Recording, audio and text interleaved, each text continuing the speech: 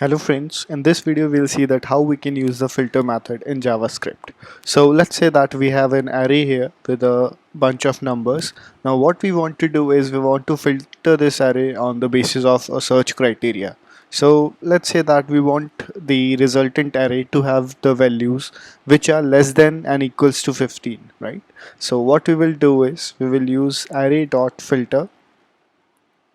So you see there is a callback function here. The first argument that goes here is a callback function. So what we will do is we will have a function here, and that is going to have value and as well as index as well as the array, right? But we are only looking for value here because that only will decide what our resultant should be, right? So what we will do here is we will return the value which is less than and equals to 15. So for the resultant array, we need to assign a variable here. So let's say filtered. Okay, yeah.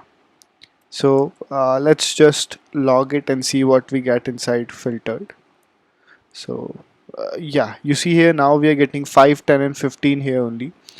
So what it is doing is from array it is returning on only those values which are satisfying the condition, right?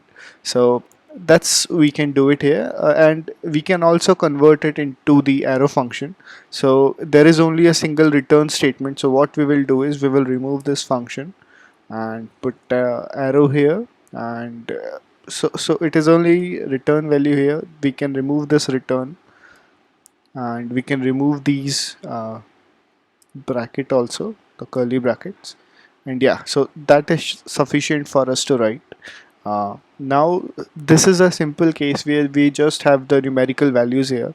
There can be a chance that we have an array of object from which we have to filter. So for example, let's say that we have this array, right? Here we have the name of the fruits and we have the count. Now let's say that we have to filter the values which are having the count greater than 15 here, right? So in this case, what will we do? We will just remove this and we will just replace it by another callback function.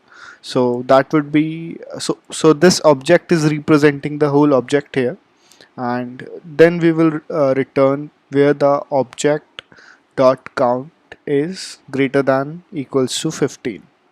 Yeah. So okay, it's okay. Right. So we have to put another array here. Yeah. Right. So we are getting two object here, and if we see it into, so yeah, that's the result we were expecting. So that's all about the filter method. Hope you like this video. Thank you.